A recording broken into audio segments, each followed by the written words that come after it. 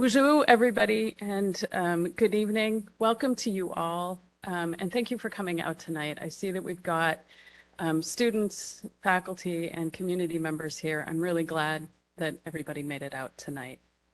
My name is Christy Brooks, and I'm a professor of French here at CMU.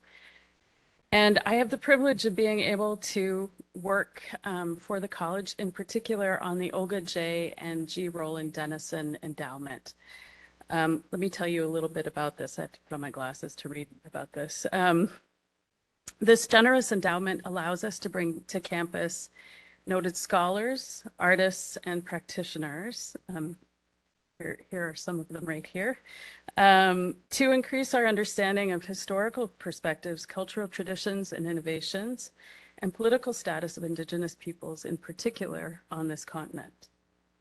With the Dennison Endowment, we are able to further our work with and for Indigenous groups from all over, and in particular, the Saginaw Chippewa Indian tribe. The good folks like Colleen Green over in Native American programs, and the North American Indigenous Student Organization, student organization here on campus. This is especially an honor to do here on these lands on which Central Michigan sits, that have been cared for centuries and still today by the Anishinaabe. Tonight we're talking about Indigenous education. In a place like Mount Pleasant, the phrase Indigenous education has a painful history. I want to acknowledge that unspeakable past of the boarding school. The panelists may, in fact, refer to this tonight, though that is up to them. And that is not our focus. It is on where we go from here, what lies ahead for Indigenous education, and what experiences and wisdom these women in particular, all leaders in Indigenous education, have to offer us tonight. I'd like to get out of the way, though, and let Reagan Recollette introduce our esteemed panelists and kick off the discussion.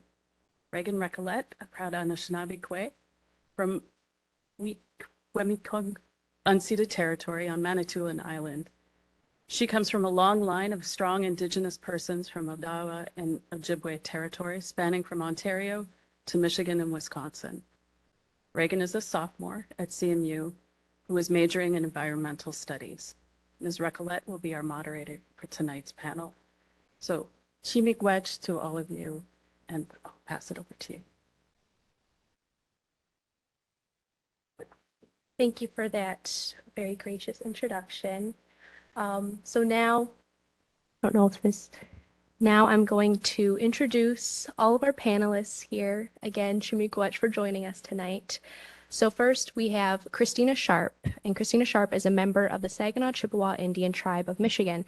She has been in the education field for the past 13 years within the Saginaw Chippewa Tribal Education Department, where she is currently the education director.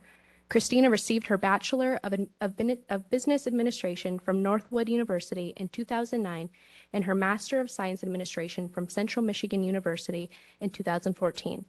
Christina moved her way up from the Education Director Administrative Assistant from 2010 all the way to 2017 to Assistant Education Director from 2017 to 2022. To Education Director since January 2022 to present. She has been a member of the Confederation of Michigan Tribal Education Departments, CMTED, for the past 6 years and is the current CMTED chairperson. Her passion is improving educational services for our Indigenous learners. Christina and Eugene have been together for 13 years and have 4 children. They love to travel and watch movies on the big screen. Next up is Dr. Suzanne Cross. Dr. Cross is a citizen of the Saginaw Chippewa Indian Tribe. She has taught practice, policy, gerontology, and American Indian and social work courses and has earned tenure at Michigan State University as well as Central Michigan University. In addition, she has taught at the Saginaw Chippewa Tribal College and Arizona State University. Her research includes U.S. Indian boarding school trauma, American Indian grand families, child welfare, and cultural response to physical pain. Her publications were focused on aforementioned topics, and she has severed as a member of the International Editorial Board for Australian Social Work Journal, my apologies. In addition, she has provided talks for professional, international, national, regional, as well as statewide conferences. Dr. Cross served on the CSWE Board of Directors from 2006 to 2008, received a CSWE Senior Scholar Award from 2007 to 2008 to research the status of American Indians in social work in higher education, as well as chaired the CSWE Native American Task Force for 3 years. She has also received the Mitt Joyner Gerontology Award in 2012 from the Association of Social Work Program Directors for her work in American Indian elders. She has chaired and co-chaired the Michigan Indian Day event for the past 23 years for MSU. Dr. Cross retired in 2013, however, continues to work as a consultant for child welfare research grants. Most recently, she served as a researcher for the National Native American Indian Boarding School Healing Coalition Research Project. Dr. Cross continues to dedicate her efforts for the collaboration between academia and tribal nations for the benefit of both entities. Currently, she presents sessions focused on American Indian issues and Native art and U.S. boarding school issues. Her artwork has been shown in 10 states, 1 piece exhibited in Canada, and received an invitation for 2 pieces to be included in an exhibition in Venice, Italy. Her art provides opportunities to present educational sessions to increase cultural knowledge and allows her to moderate discussions of challenging topics such as cultural differences, health issues, and healing. Next up, we have Michelle Sims, and Michelle Sims is a member of the Grand Traverse Band of Ottawa and Chippewa Indians. She has been in the education field for her whole life. Michelle taught all grades K through 5 in Michigan, Indiana, Florida, as well as North Carolina. After her 20th year of teaching, she transitioned to the Tribal Education Department at the Nottawasepi Huron Band of Potawatomi. In the last 7 years, she has been a member of CMTED, which is the Confederation of Michigan Tribal Education Departments. Her current passion is helping teachers and students through curriculum. She enjoys going to elementary classrooms to share Indigenous stories. Michelle has also been to conferences and schools educating teachers about the resource guide that the CMTED, CMTD, and partners collaborated to create for researchers. She is currently working on a master's degree in global and educational leadership at Western Michigan University. Michelle and Stephen have been married for 16 years and they have 2 sons. Stephen Jr. is 14 years old and Abel is 12 years old. Their family loves to travel and play mini golf. And last but not least, we have Eva Menefi. Eva has worked in higher education for nearly 40 years. She spent the first 10 years of her career at Michigan State University as an assistant director of admissions, an undergraduate advisor, and as the coordinator of the Michigan College University Partnership Program between MSU and Lansing Community College. The work with Lansing Community College students sparked her passion to work with students in her community. She enjoyed working with students who needed a start at a community college rather than a start at a university and providing help as necessary. She has been at LCC for nearly 30 years as the lead faculty advisor. Over the years, Eva has seen many of her students, especially Native students, continue their education from associate to bachelor to master's and even to PhD degrees. Eva has a bachelor degree from MSU in elementary education, graduate coursework and student development from MSU, administration from Central Michigan, and an MS in higher education from Capella University. She lives in Lansing with her husband Robin and 2 Shih Tzus, Toby and Sophie. Her children, Marianne and Jacob, live in Minneapolis, Minnesota, and you may have seen Eva on the Powwow Trail as her and her husband sell fry bread in their red trailer, Anishinaabe Mijim, all over Michigan in the summer. And that concludes our introductions. You are all here tonight because of your role as a woman and also as leaders in Indigenous education. What have been the great parts of that role and what have been the hard ones? Have you ever had a time in your life and or career that you haven't felt empowered? And how did you deal with that? Have I ever found myself not feeling powered? Well, I'm a good Iroquois woman and never could even ask my husband. He knows better than. Um, I am a first generation college student. Neither one of my parents even graduated from high school. So I can remember going to, and I went to a private all-girls school. I went to Ladywood High School in Livonia, Michigan. And I can remember my senior year, I was doing everything seniors do. And I remember the counselor saying to me, "So Eva, where are you going to college?" And I said, "I didn't even apply any place and it's getting late." And so she said, "You need to pick some schools to apply to." She says, "You can apply to U of M, you can apply to Eastern," because I was an orchestra and my orchestra teacher taught at Eastern. And she said, "Oh, you could apply to Michigan State."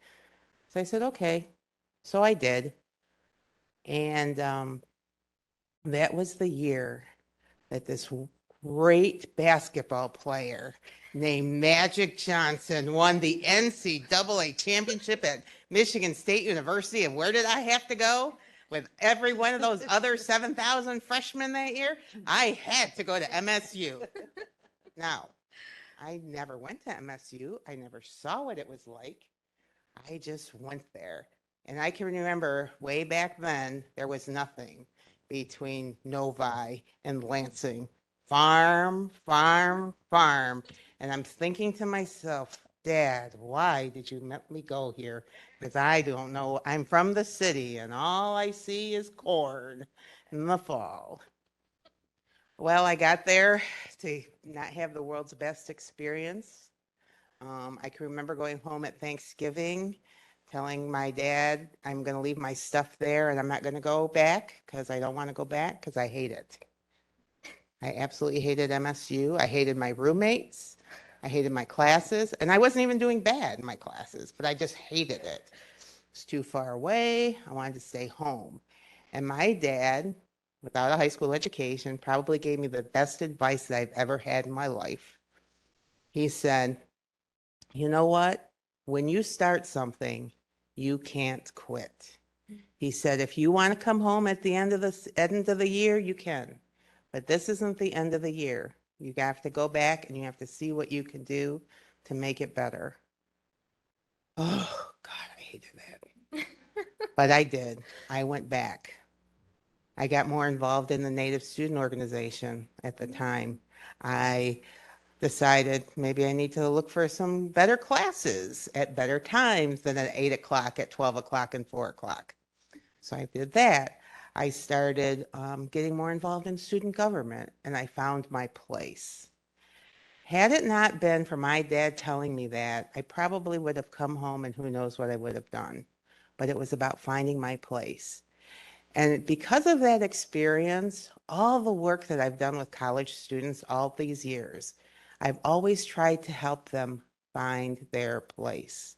I've always felt that we as Indigenous educators, or those of us that work in higher ed, that we have gone through such a struggle, but I'm the kind of person that if I've gone through a struggle, I don't want you to struggle the way I did. So I always look to help them. One of the things that I've done in my many years of career is I created this program with Pam Nartell from the Department of Education years and years ago at Michigan State called the Michigan Indian Youth Retreat. And we wanted kids to come to visit college campus to see what was going on so that they could get a taste, so they wouldn't feel what I felt like when I went to college. I have had, since that program, we used to have between 100 and 200 kids come to MSU. We found grants to pay for them to come, so we didn't charge them anything. And from that program, I have kids who are doctors and who have PhDs and who have master's degrees and who are out there doing wonderful things. My medallion is made from one of my youth retreat students who now works for Veterans Affairs as a MSW out in Arizona. So I know that me wanting to go home and my dad telling me I can't gave me the inspiration to really help things for the next people who come along.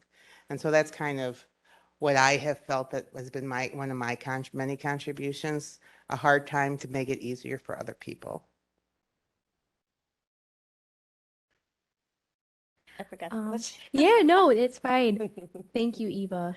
So just for a little recap, what have been the great parts of your role as a woman in Indigenous education?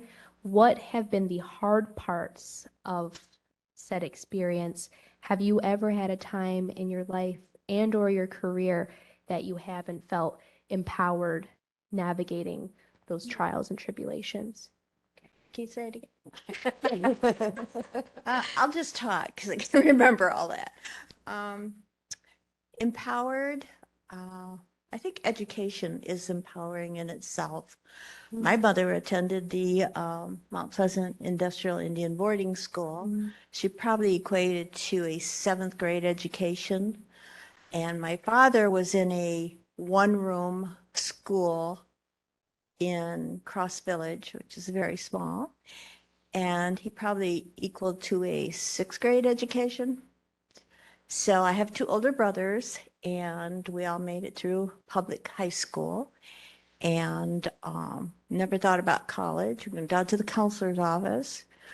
Are you going to go to college? I don't know.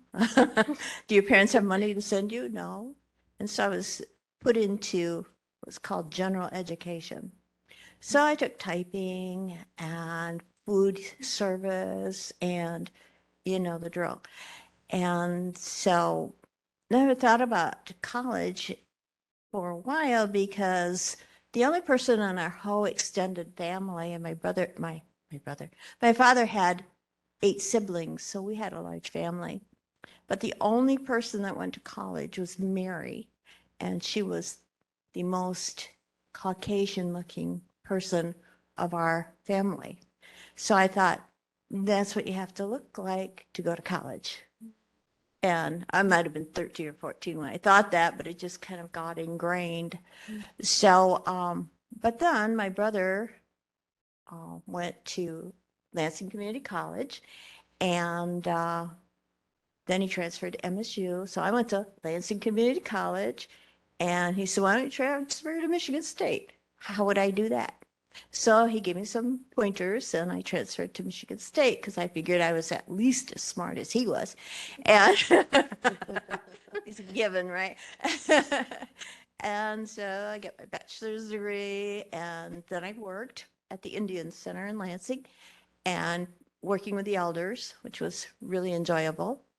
And then I went back to master's at University of Michigan and earned the gerontology certificate along with the MSW practice degree.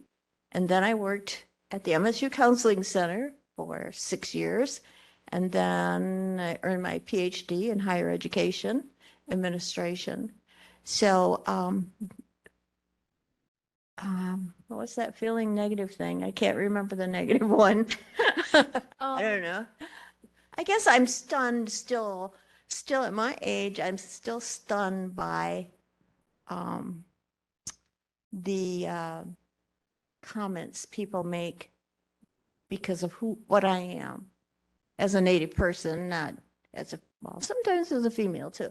But I just like, I go into stun and it's like, what are you talking about? What do you know, I can't quite figure it out. And then I realized, oh yeah, I am different.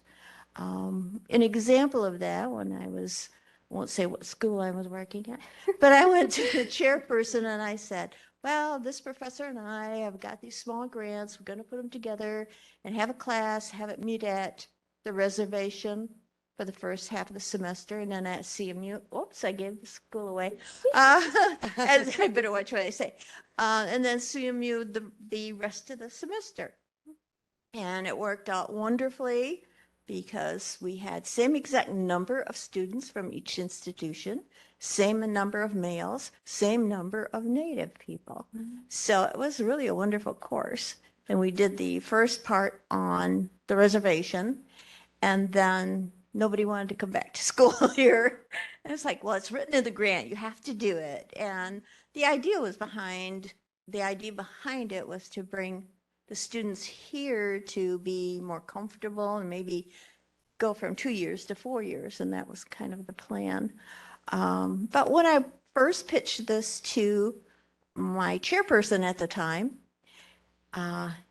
he listened to me, and I said, Dr. Green and I got these grants, and explained all of what would be involved. And he said, well, I guess that would be a good idea, better than that swear, swear, swear casino out there that they have. What am I supposed to say to that? You know, I was just like, am I not hearing right? What's going on? And I asked him if he's ever been on the reservation, and he said no. And it's like, we have 59 programs on the reservation. And so things like that, I go into disbelief. And then that feels like they set you apart. And that's not a good feeling. But working with students is the best. And I've worked with students all through my career. As I say, I'm not a large grant receiving person, but I've always had enough to hire students, and I hire undergrads. Most faculty do not want undergrads. They want somebody from master's, PhD, come in, do the work, and that's it. But I like teaching, so I like teaching them how to do this. And I brought an article with me. I thought I might use it as a reference, but I had these two young men who were working for me, and we decided to write an article together. And it's like, what are the top 10 benefits from working with faculty? And so they got together, wrote about it. We, processed through it, and we got published. And it's very uncommon for undergrads to get published, but we were able to do that. And I'm so proud of both of them. My funding would help them go to conferences and presentations. And one of the young men was at a conference, a national conference, and someone thought he was a first-year assistant professor, and he was a junior. But with knowledge, it makes you able to carry yourself in a different way.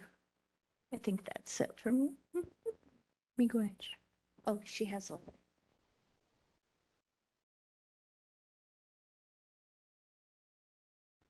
So, oh, good, it's working. So like I said earlier, with not knowing my culture, not knowing my heritage, I think one of the best things that's happened with me coming into this role is getting to know who I am. Because I grew up, people asking me, are you Spanish? I remember in the 3rd grade, somebody asked me if I was Puerto Rican, and I went home and cried to my mom because I thought it was a bad word. She's like, it's not a bad word. But I just kind of grew up feeling like I didn't fit in anywhere. And so that was kind of hard, And when I first started working for the tribe, I got to go to the Native American Indian Education Association conference. And just when I stepped foot and saw all of the people, I was like, man, I feel at home. It was something that I had never felt before. And I just felt like, wow, this is where I belong. And so to me, that was just kind of an eye-opening experience. And just, I never realized I never felt that before. So for me, that was just really a really big thing in my life. And now I go, every year, and it's just a blessing because I get to be around people that look like me, that think like me, Now, not everybody thinks the same way. I'm not saying that, it's not like we're one great big family, that gets along. No, there's differing opinions, but just to feel a belonging was something that I hadn't had before, So my mom is white and my dad is Native American, and I have a brother who looks like me, and then I have 2 sisters that are more Caucasian looking. So our family is really, mixed. And they would always ask me and my sister, "Are you guys really sisters? Are you guys half sisters?" Nope, we have the same parents. It's just I took my dad's genes, she took my mom's genes, but we are definitely our sisters. But just coming into the role and then learning, about the boarding schools and what happened, to some of our ancestors and how heavy that is, you know, and just how we're working through it and trying to do it in a good way, and just trying to, you know, have that trauma that's in us, but trying to overcome that, you know, to be the good people that we're supposed to be.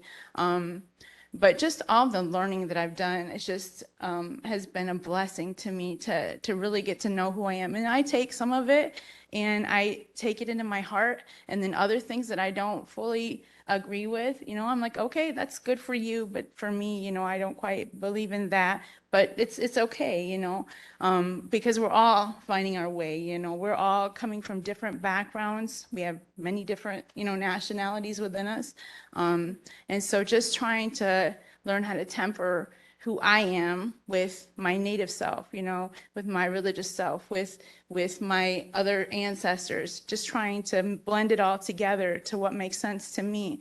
But this role in the Indian Education Office has just been such a good thing for me. And now my children, you know, they're like, Mom, what am I? You know, well, you have Native American, you have Black, you have white, you know, you have all of these things. And they're all things that, you know, we can explore, and I want to bring them up knowing all of their ancestry. And I feel like it's okay to do that, you know. And I think me finding myself first and being grounded and finally having a place has helped me to be able to help them, you know, find a place. So it's just been really good for me. And then, like I said, you know, getting up and talking in front of people. When I first started teaching, it took me 8 years to get up in front of parents without my knees knocking.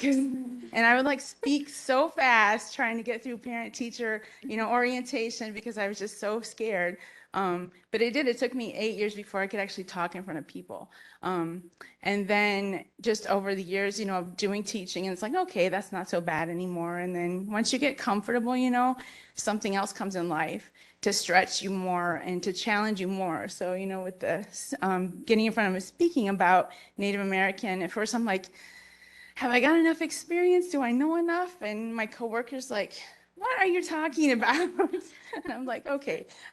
So this is actually my third time speaking about Native American things. And it comes from my heart, because my heart wants other people like me to know that it's okay, and that you need to know who you are, and we are all growing together. We are all learning together. So when I introduced myself, you know, in my native language, that's only the second time that I've done that in front of people, because I hear other people do it and it's empowering. This ribbon skirt that I made, when I started in Western Michigan University in the fall, I had a class and I had to do an ethnography and I was like, well, I'm going to the tribe. Anything I can do with the tribe and get to know myself better, I'm going to. So I went and I observed their culture classes, and they're like, well, what do you want to make? And I'm like, I want to make a ribbon skirt. So I did, you know.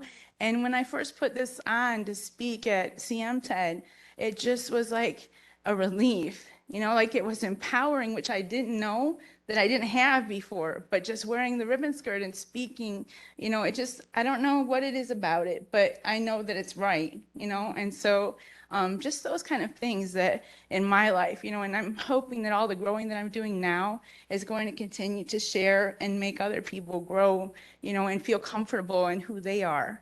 So those are just some of the good things, and that empowerment thing, you know, I just told a whole bunch about that.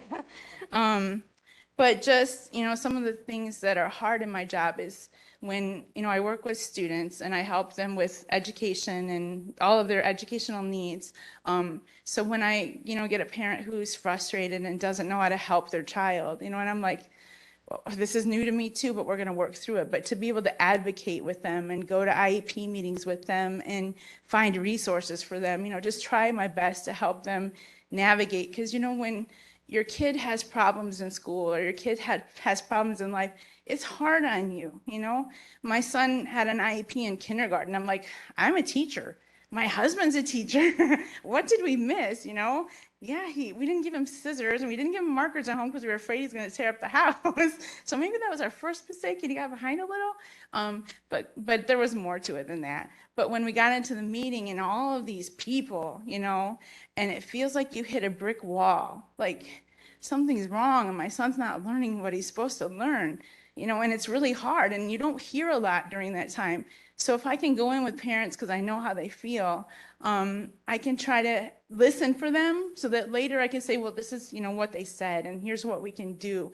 But just to be able to be there with them, to kind of hold their hand and help them through. Because once you go through it and you understand the feeling of what it's like to be there, with all the teachers. And I was a teacher before and went to lots of IEP meetings, but I didn't understand what parents were going through until I went through it myself, and so that has definitely helped. But there are hard times in my job where I just have to help just be there for parents, when I don't have anything to say to them, just to be there and to listen and to give what I can give, but it's a blessing. Like I said, to get up and not have 27 children running around me and getting snot on me and, I'm like, I'm glad I'm in this job.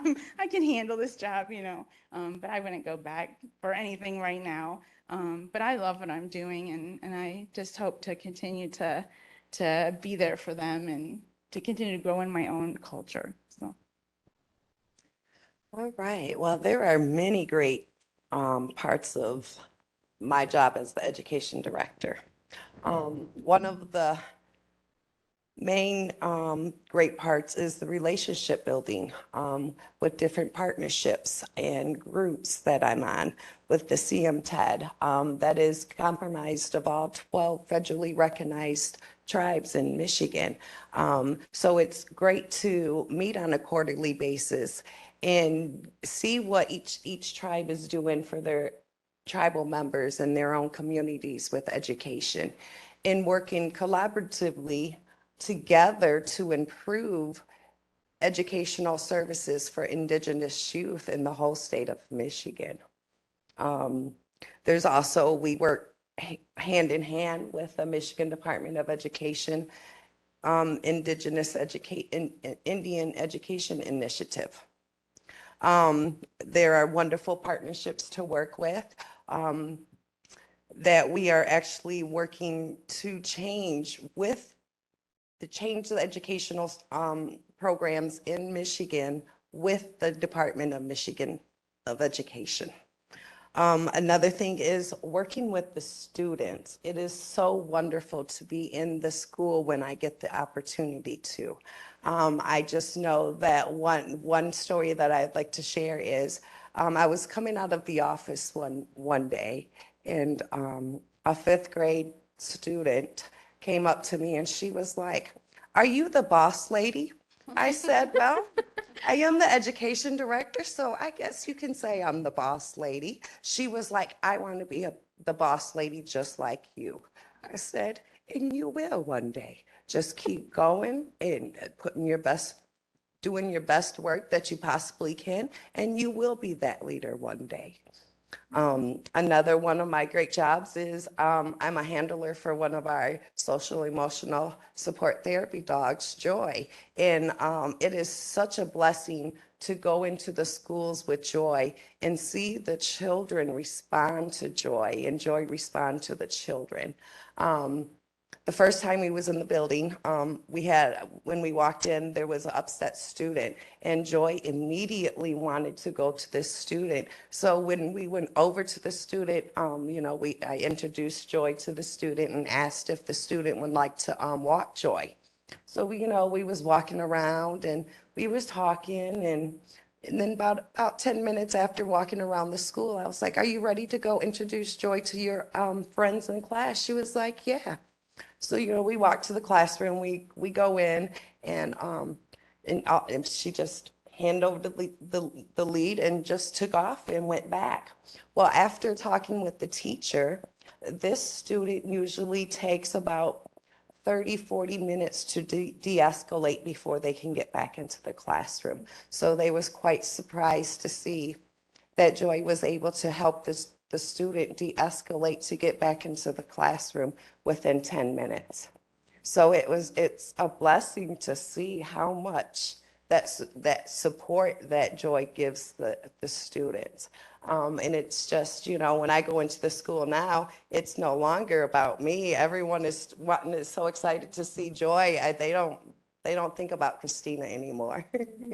Um, and another great thing is the decisions that I make today to improve our educational services for our youth is decisions that's going to leave an impact for the next 7 generations. So I would like to keep continuing the work that we're doing and working with groups and still keep networking and find more partnerships to keep improving the state of education for our children in Michigan. Miigwech, everyone. I really appreciate the transparency and honesty, especially navigating institutions as Anishinaabeg women and Indigenous women in general. So tonight, as everybody knows, we are talking about Indigenous education from pre-K all the way up to higher ed. To set some things up for our audience, what comes to your mind when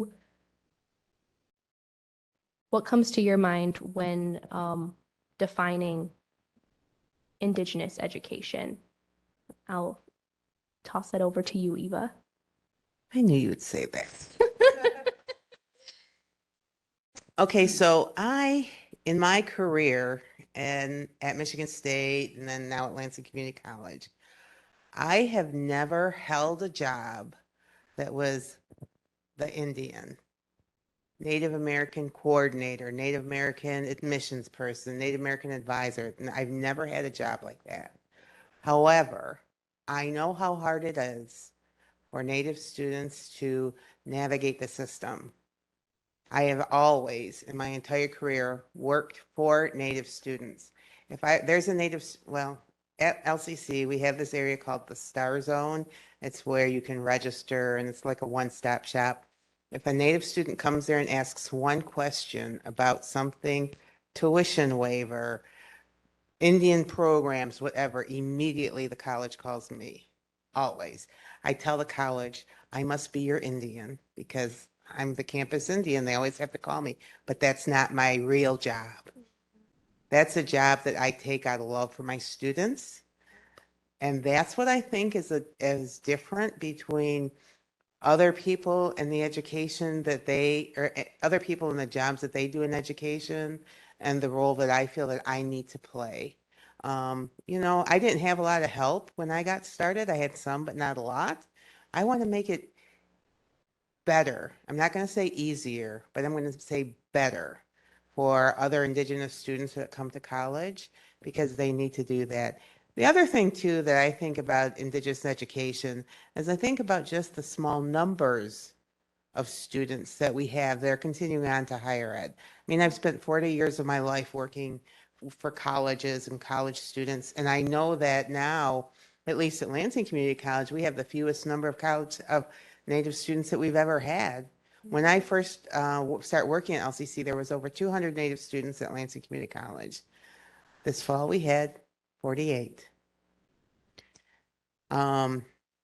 We are working right now on a grant called with this group outside of, it's a national group, it's called Achieving the Dream, where we look to improve educational opportunities for students who normally wouldn't get kinds of opportunities. And I looked at the data the other day and it said Hispanic, Black, White, Asian, other. And once again, I am sick and tired of being other. I am not other. I'm Indigenous. You mean to tell me you're living on my land that you stole away from me and you're not counting me? So people don't like that very much because I keep bringing that up because I'm not the Indian rep, but what can I say? I got a big mouth. But that's one of the things that I find that's for me personally the most, the thing that drives me the most crazy is when I see institutions not really caring about Indigenous students because they think that we are statistically insignificant. And we are not statistically insignificant. We might be small in numbers, but we are mighty in power that we could have. And I think that that's one of the things that institutions, especially of higher education, that they don't realize that. I can only imagine how many funds that Central Michigan University gets from their good friends down Broadway. Okay. Can only imagine. I can only imagine the amount of money that Western Michigan gets from their friends close by there, or Grand Valley gets from their friends close by there. You know, I can only imagine. And I think that one of the things as an educator who is native that I always look for is if you're gonna talk the talk, you better walk the walk.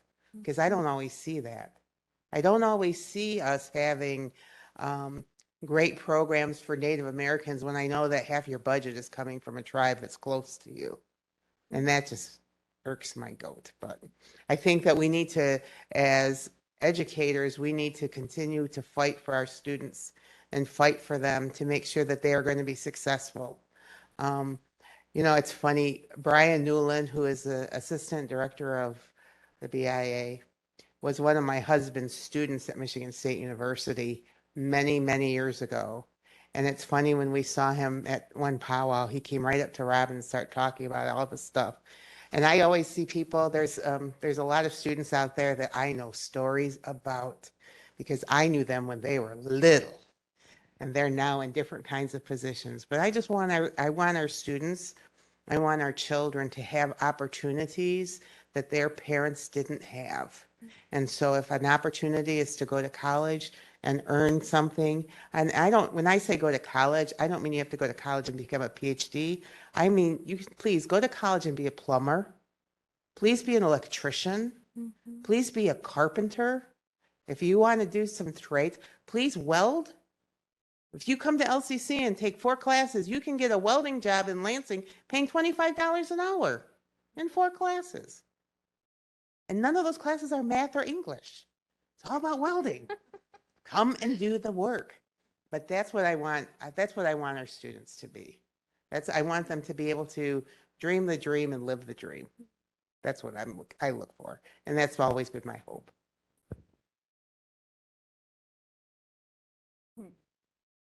Ditto. And I like easy. Indigenous education. Sometimes I feel like as a faculty member that if I don't create it, isn't going to be there. You have to create it for your students, which makes your job, you know, a bit more involved.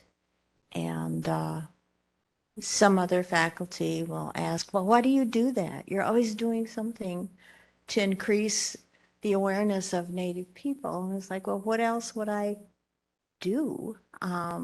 Just feel like that's my role. I know what it's like to go through a bachelor's program and not see another Native student. And then you get to U of M, not see another master's student who's Native. And PhD, forget about it. You know, my committee was all men. One African American man and the rest were Caucasian men. So I try to reach out to Native students, and I think I do a pretty good job of it, and help them on their way, because there's just some, as you were mentioning, there's just some comfort, some softness, some able to let your hair down, so to speak, when you're with another Native person. I had a friend call me. She was a director of, I won't say what program, but with the state of Michigan. And she called me one day and she said, oh, good, you answered. I just needed to talk to another Native person, another Native woman. And sometimes it feels like that. You're isolated. You're the only one. As Eva was saying, something comes up Native, call her up. She'll do it. And I probably would do it most of the time because if it's going to benefit the students. So it's enjoyable on one hand, it's frustrating on the other hand because you're the one that's always called, you're the one that has to work overtime to have something done. But it's for the students, and that's why I would do it. Um, I don't remember the rest of the question. I would like to share this article just because I brought it. I will only read the headings. These are the 10 benefits of students participating in undergraduate social work research. One was relationship with faculty, yay. 2, organizational skills, learn the research process, learn interviewing skills, cultural competence, letters of reference. I could write a letter for them because I know them. Potential to get published, attend conferences, and resume writing, potential to earn money because I did have grants to pay them. So those are the 10 points that these 2 young men came up with when they were working with me. And this article was published when they were undergrads. So when I think of Indigenous education now as opposed to before, um, definitely I would like to see an education where Native students feel seen in the curriculum, which is something that we're working on with CMTED and MDE and the IEI with, I don't know if you know about the resource Mandonganin, but it is a resource guide that we put together, CMTED and some universities and IEI all together so that teachers would have Indigenous resources. So they weren't just going and Googling and finding all kinds of interesting stuff on the internet. But that has been a really good thing. So, and that helps our kids to be able to be seen in curriculum because it's talking about the Anishinaabe people, not talking about the Iroquois, you know, or are we living in teepees here and that kind of stuff that kids kind of get taught. I would like for teachers to learn about the tribes that their students come from. So if they know about where they're coming from, then they can make a connection with them and help them to be seen in the classroom, seen in curriculum. And then also for teachers to have a conviction to tell the truth. And of course, you have to temper that with, are they ready for it? You know, is this an appropriate age group? Because we certainly don't want to traumatize anybody. But to be able to tell the truth at their level, you know, and what is right. We don't have to just tell the Pilgrim and Indian story, you know? So to be able to have teachers have the resources to empower them to teach our children so they can learn their true history is something I definitely would like to see in our Native education. And then for students to feel empowered and to feel proud of who they are, not to hide it, you know, or not to know who they are, but to be able to hold on to their ancestry and be proud of that. And then also for communities to support the social emotional learning of all the children. You know, we hear so much about mascots, you know, Indian mascots in schools and people that just want to hold on to them. They're like, well, why do we got to get rid of it? We've had it for so many years and it's a proud, you know, we're proud of this. But not thinking about the Indigenous students in their classroom, you know, how is it affecting them? Is it affecting them negatively? And just to take time to think about them instead of their traditions and the things that they want to do. But so just more work, you know, on the mascot issue. But just kind of those things as we go forward in education to really think about and to really think about the people, not just about ourselves, but the people that are involved. So when I think about Indigenous education, working for a sovereign nation, I think about exercising our education sovereignty. We have our own tribal elementary school, which is kindergarten through 5th grade. It is completely funded by the tribe. We are the only one in the state of Michigan that has a tribal school that is completely funded by the tribe. I believe we are the only one in the nation that has a total tribally controlled school. So when I say education sovereignty, we have control over what we teach our students. Yes, we still do follow the state standards as best practices. We still teach every core content because we know that is what is for best practices for the Western school systems once our children leave our elementary school. So we still have to prepare them to navigate those systems. But also we get to infuse our culture and language in every aspect of our school, including curriculum. We also elected to not have our students participate in the MSTEP testing because we feel that data is useless to us. It does not drive instruction. It just gives us a snapshot at the end of, at that moment when they take it. So it doesn't show where they were, where they're ending. It doesn't give us any type of direction to improve our instruction for our students. So we do test our students with the progress monitoring. We use NWEA, so our students test 3 times, which we will be able to adjust our instructions for our students to make sure they're successful in all areas. But it's also giving them the opportunity to find their cultural identity, to share our knowledge with our students, and for them, some of them don't have that culture and language at home. So what they're receiving from the school, they're in turn taking it back home and sharing it with their families. So that's what I think about, is that exercising the educational sovereignty for what will be best for our students. Because we know what is best for our students when we have them, and how we can prepare them while we have them to navigate the school systems when they leave us, and helping them build those resilience skills to move on through the system, the school system, showing those coping skills, letting them know that we are still here for them, even when they leave our tribal elementary school, because we do have what we call a K-12 program. So I have staff that is in every school building in Mount Pleasant and Shepherd in Beale City, including Renaissance. So I have advisors and tutors for all of our Native American youth in our schools here. And then we also offer support for our higher ed students. We provide scholarships to our tribal members, but we also help them process the Michigan Indian tuition waiver. We help them we give them resources.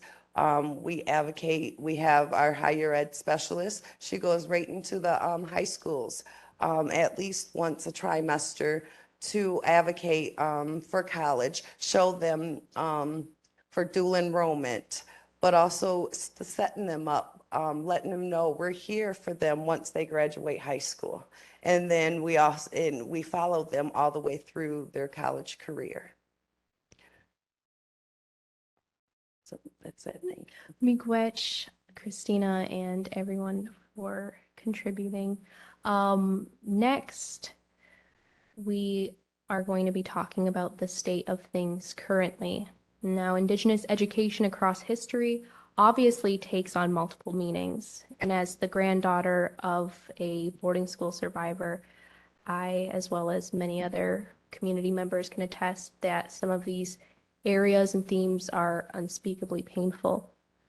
Now I wanted to ask everyone here what hard things still exist, as well as what are new difficulties to overcome. What bright spots have you seen as of late around Indigenous education?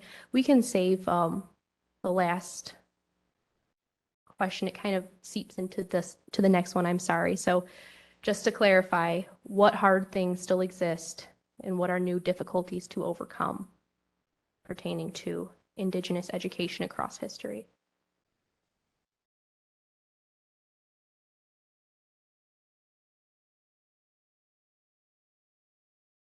Everyone's looking at me again. Well, this is a hard question for me to answer.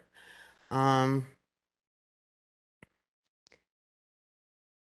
and I think about this, a lot.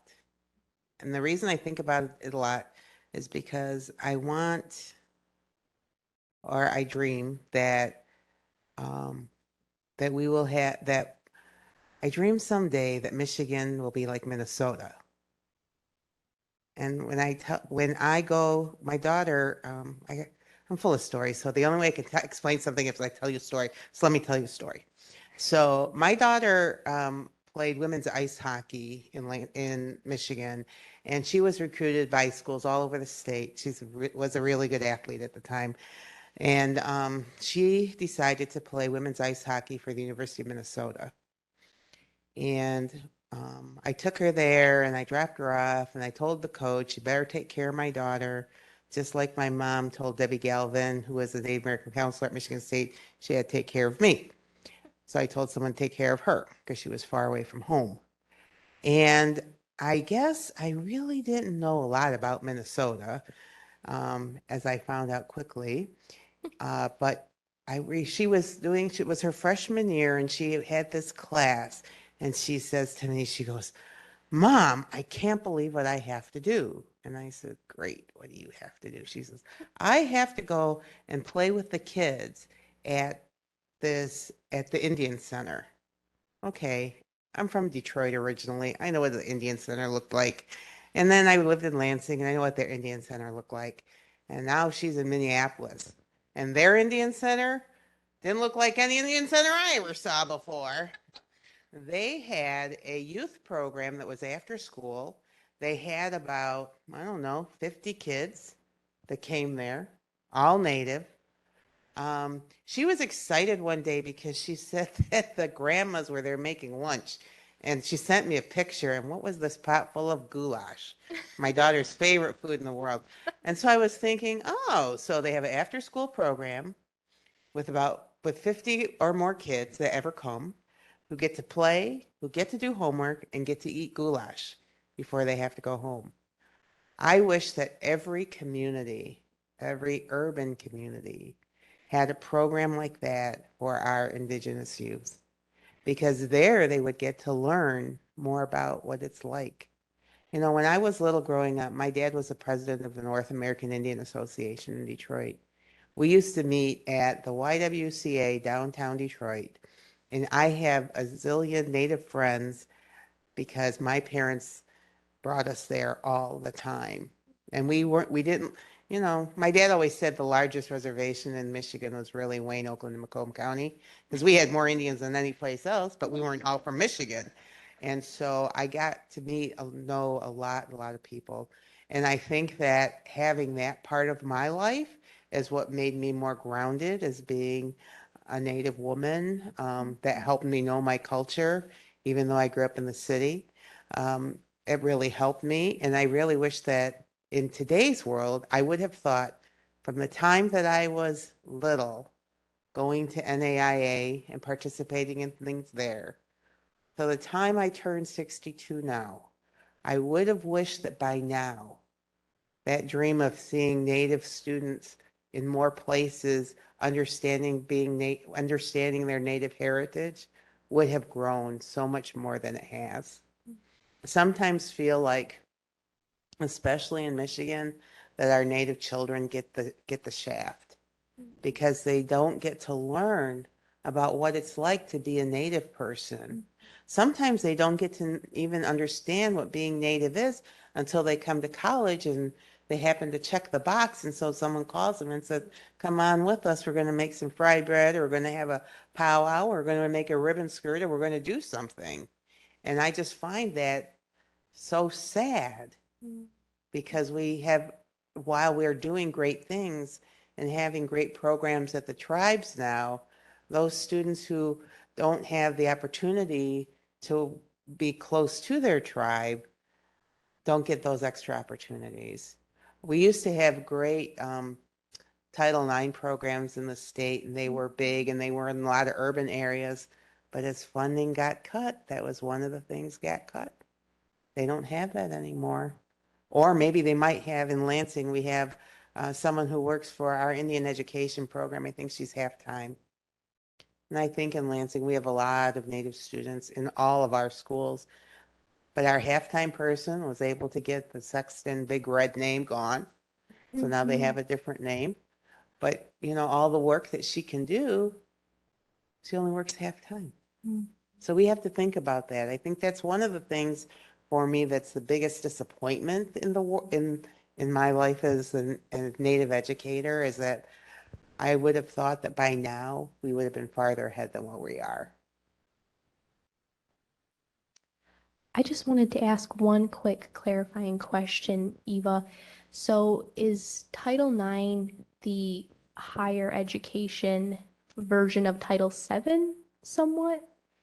No, Title IX was the Indian education a long, long time ago. But Title VII now is, I think, is the same thing. Yeah, So okay. it's new. Yeah. Yeah, I was gonna say, I benefited from Title VII up in Grand Traverse Band Yes. area, and that was so significant to my high school success, having moved from the contemporary lands of Canada to Michigan halfway through my high school career. So You're probably right. It's probably 7 now. Who knows? They change the numbers all the time. But it's the same thing. Whatever we call our current Indian education program for students who aren't living necessarily on a reservation. I think that the stuff that CMTED is doing is just amazing. Yep. And I'm very happy for that, because hopefully that's going to make our, you know, we always look for our next generation to be better than where we are. I always wanted to be, and this is probably because of where I grew up in the suburbs of Detroit. My parents helped me grow up. We had our Indian family and Indian stuff, and then we had our non-Indian people, and those two things never came together.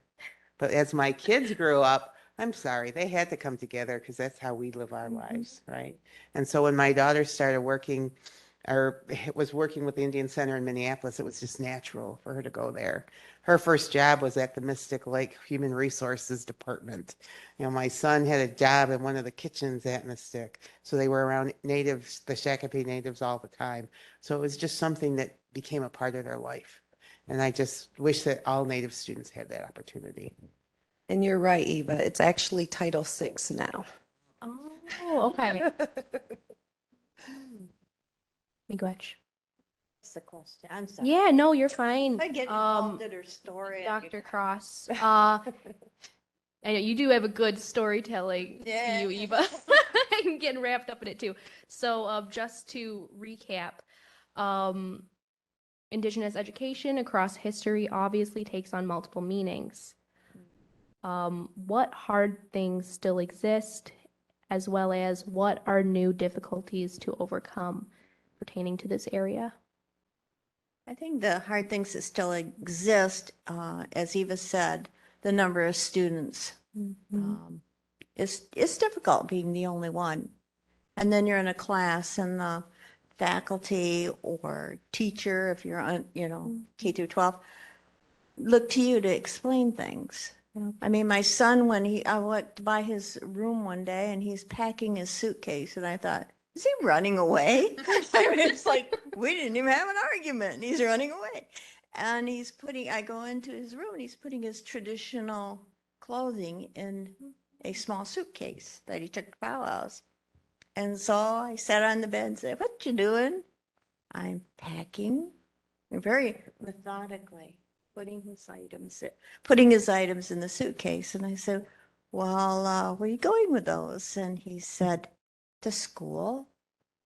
And I said, you know, the other children, because it was an all-white school, the other children might tease you about that, being Native, because of what they know or don't know. And he said, I know, that's the way children are. And off he went with his little suitcase, and he did that for 2 or 3 years, just trying to educate, because he was in a situation of being the only one, and they don't understand, so I'm going to go and teach. And so I think that's a really difficult point, whether it's elementary school, middle school, or high school, university, being the only one. You just have to have that extra bit of strength, in my opinion. You have to have that extra bit of strength to deal with some of the ignorance that's still out there and the comments that are made. And you just keep going and you try not to hear them or don't let them in here. You can hear them and then have to let them go.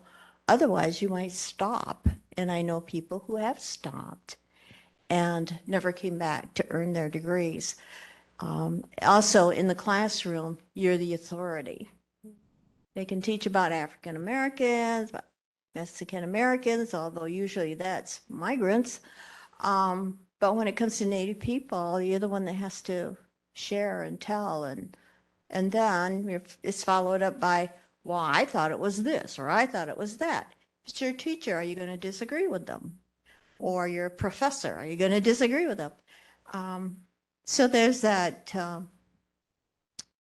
just isolating feeling. And is it easier to go work for your dad or your mom or, go flip burgers or something? I don't know. But being the only one in the classroom and being the educator is frustrating part of it.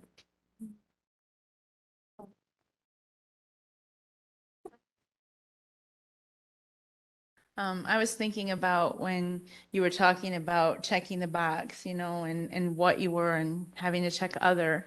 And something that we are working with right now through CMTED and the Michigan Department of Education IEI team is putting together a letter to make a response to the new federal, they're trying to change how the census takes information on us.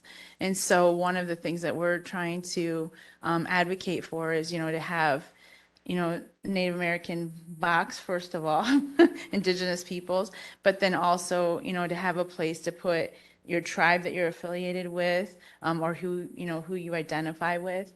But that is so important because of what, she said, because there's also an emotional attachment to that too, when like I'm filling out my children's paperwork for school, and I've got to go down, okay, I'm going to check black, I'm going to check white, I'm going to check, now there's Native American on some of the forms, but then what has happened with that data is anytime you check more than one thing, two or more, it gets into a box that's two or more races and like you're lost. So here we are again, being erased from the data and our kids are not being shown up in the data, which they use the data to decide, okay, who needs funds, to help out in the classroom. So if we're, less than that certain percentage, then we're not even looked at. And so I think that's a big problem with, as far as trying to get help for our students, is because once again, they're not seen in the data, in order to be able to help out with that. But we are working on getting a letter drafted for the tribes to send support, for CMTED to send support, for individuals to send support to say, yes, we want, this to be in our census so that our kids can be recognized, so that and I know on some part of that, some people are like, well, why do we have to do all of that? Aren't we the melting pot? Shouldn't everybody just be the same? I don't see black or white. And it's like, I'm just like, what? Okay, I wish it was like that. I really do. But, there's still so much disparity in how our kids and how Native Americans are treated, along with many other, nationalities. So it would be nice if we were one big kumbaya melting pot, but we're really not. And so those things are important. So that's one thing with being with CMTED and working with Michigan Department of Education. We have a lot of opportunity, to hear from federal government and state government about what are the initiatives that are happening and what can we do, as tribes to support the things that are happening, you know, in state government and in federal government. But that's like a big thing on our radar right now is just that census and trying to get that changed so we don't have to mark other for who we are. And then I think just teaching people, you know, about who we are. And just there's people that are like, well, why do I need to know this? You know, why can't we just keep things the way they are? Because they don't want to change, because they don't want to feel bad. Well, I don't think we're trying to make anybody feel bad. None of you were here, you know, when colonization happened. We're not trying to say because you're white that this is your fault. No, but this is where we are, and we need to be able to know our history, and we need to be able to tell the true history, and that's what we want to do. We're not trying to make people feel bad. You know, you hear about different people around the country that are like, well, we're not going to teach any of that because it makes, you know, the kids in the class feel uncomfortable. Well, what about us?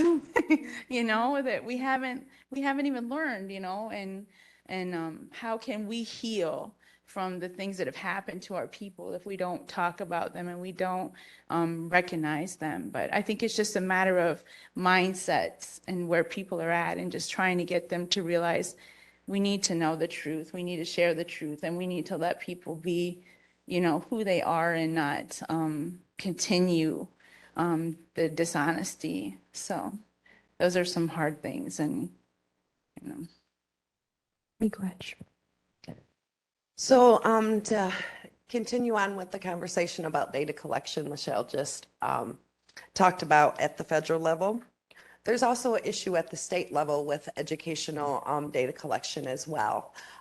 For one, the N number is only 10.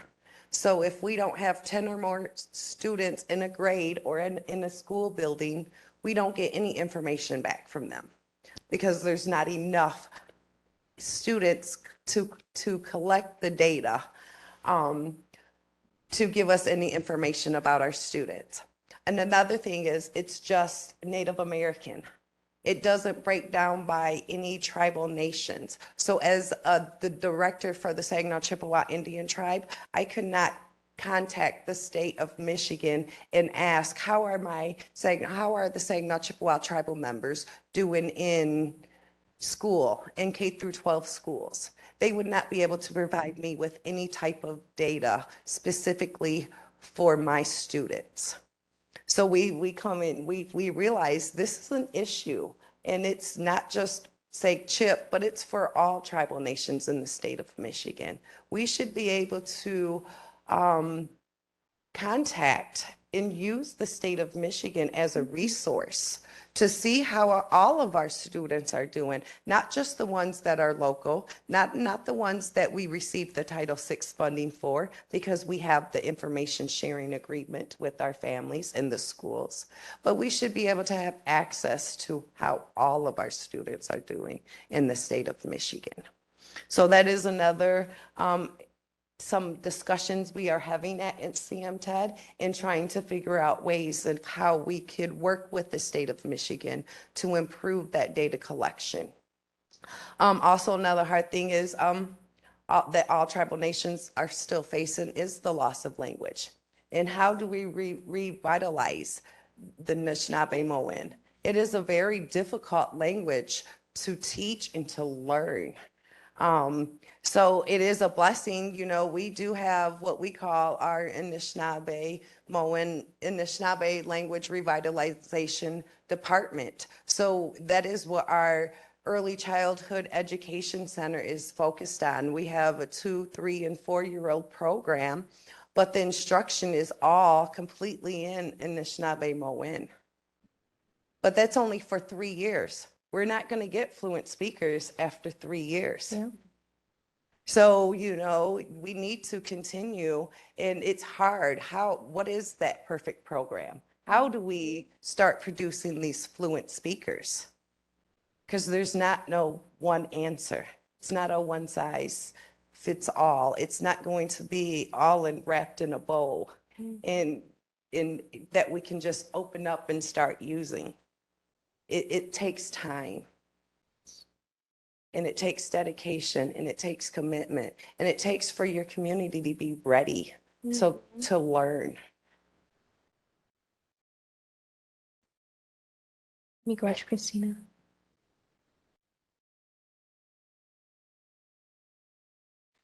Okay, I just wanted to say Chimiigwech again for that round of answers. A lot of really good and very multifaceted elements such as tokenization, language revitalization, and even state recognition as it pertains to census documents and stuff like that.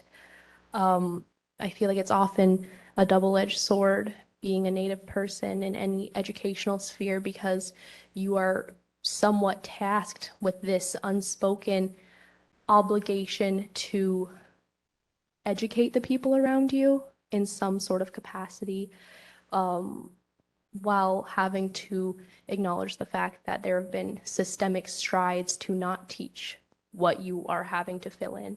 Um, as a member of an unceded nation in the contemporary lands of Canada, coming here and being able to study at CMU has been such an incredible experience, but there have also been some times where I really have to step back and collect myself, and being faced with, on multiple occasions, people denying the very validity of the boarding school that operated here on this soil, which, when we ask ourselves, why is that? Well, it's not being taught. So that definitely is very, very frustrating.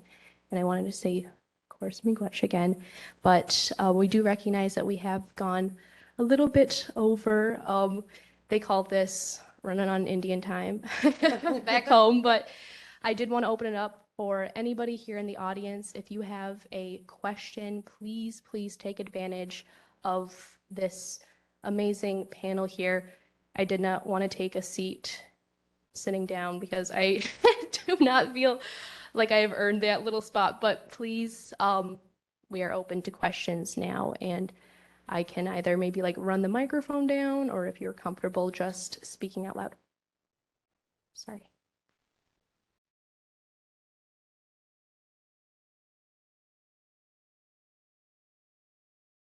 Don't be afraid. I will tell you everything and it'll be so good you won't even know if it's the truth or not.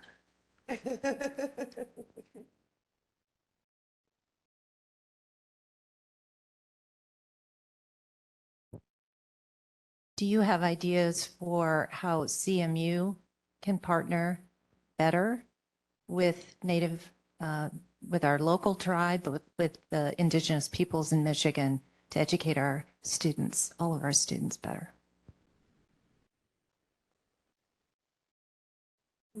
Yeah, that's the problem.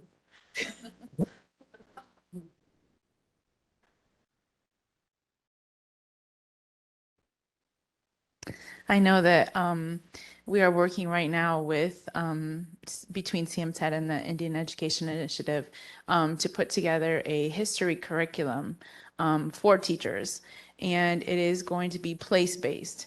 So instead of just having professional development where you go and sit in a classroom, it's going to be going to the places around Michigan to be in the place and to learn the things that they're going to be teaching. And so as we get further into it, we're just getting started. We will probably need universities to help with, the research, help with maybe putting it together in the end. We don't know exactly what it's going to look like yet. It's not going to be a book that we're going to put on a shelf somewhere to collect dust.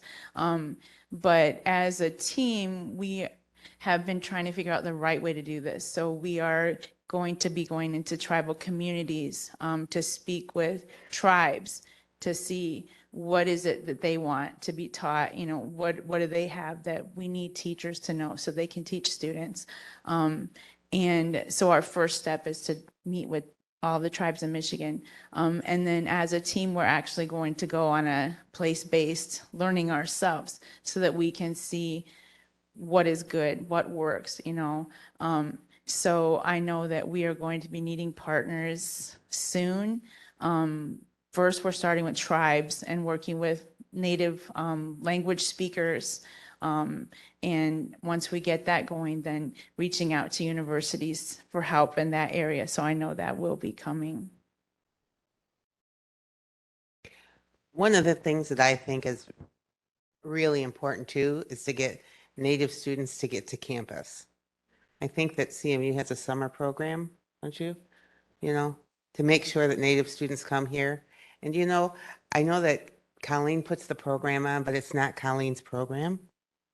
It's every single person who works at Central Michigan. It's their program because Colleen doesn't run the math department or the English department or the women's studies department, although you may think she does, but she doesn't.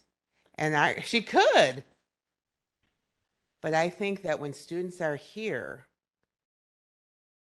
you have to remember that it takes a village. And CMU could be a great village. It really could be a great village. But it has to want to be that village. And it has to want to take those risks to be that village. So as you are thinking about, well, what could I do, just little old me, you can call Colleen and she'll be happy to tell you everything that you can do to help her out. And then we have great partners at the tribal schools. We used to do a program at Lansing Community College years ago. We called it 8th grade visits. And we'd have 8th graders from all over Lansing, the greater Lansing area. Well, we actually call it Slice, Shiawassee, Ingham, Livingston, Eaton, Clinton counties that would come. Those years that we had those 8th grade visits, we got tons more kids that would think about LCC and think about higher ed. And Lansing is surrounded by a lot of farming areas. So we had a lot of students come to LCC, go to MSU, come to LCC, go to MSU. Not all Native students, but people who normally wouldn't think about it.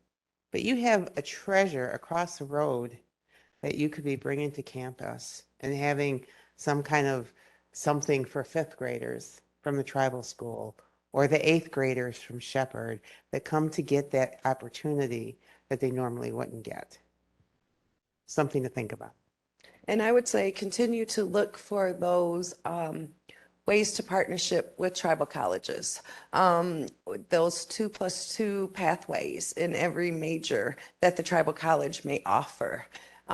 Seek out other tribal colleges except for the Saginaw Chippewa Tribal College. There's other tribal colleges here in Michigan, but continue to partner with those. Continue to partner with the tribes. Consult with them. We're always open to answering emails, taking a phone call, having lunch, having these discussions. But keep them meaningful. Make it a meaningful consultation. Let's keep the work moving. Let's develop that relationship. Let's not it just be talking to us and having one discussion about it and that's it. But let's keep it moving together in a good way.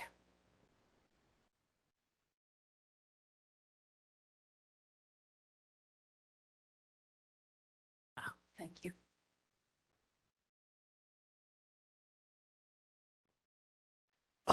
So Michelle, I just wanted to say how it's really wonderful how you said that you need to talk about your own personal experiences to be able to heal. And so I just had one question for you guys. So in the deaf community, I heard that you don't need to be deaf to be involved in the deaf community. So you could just like join clubs and all that sorts of stuff. Is that the same thing with Native American groups or tribes and sorts of stuff? Well, you can't exactly join a tribe. You have to be born into a tribe. However, this is a good question because I've been thinking about this a lot lately because I try to figure out if I'm the only Native on LCC, how can I put on activities by myself? Right? Too much work because it's not my job, remember? So I decided that I learned from 2 programs. One, I learned something from Veterans Affairs. What Veterans Affairs looks for is they look for allies. They look for people who aren't veterans, but who want to work with veterans or who want to do something with veterans, allies. I think about the LGBTQ plus community. What do they look for? They look for allies. people who want to learn and want to know and want to help, allies. You know what we need in the Native American community? Is we need allies. We need people who are willing to come with an open mind and an open heart to learn, to not be judgmental, but to be helpers, to help us as we have young people going to school, or as we have programming going on. But we need allies. And if you want to be an ally, I bet that the NASO here would love to have you come and be an ally, especially when they have big events, because they need all the help they can get. But just remember that, allies come to help you, and they're not judgmental, and they just kind of find their place to be a part. And that's really important.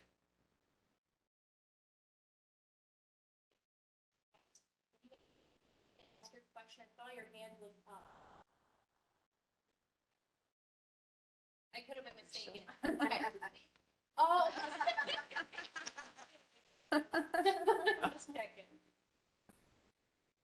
I think if there are no more questions. Oh, no, that's just a phone. Okay, sorry, just making sure. I think we can go ahead and close up.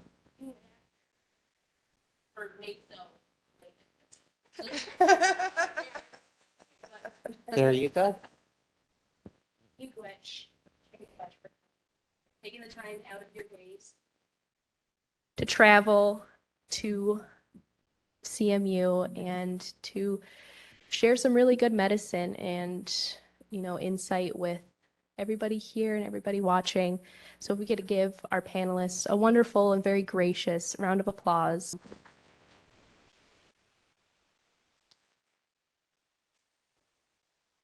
The same is true for you, Regan. Thank you very much for moderating. And we'll find you some more allies. So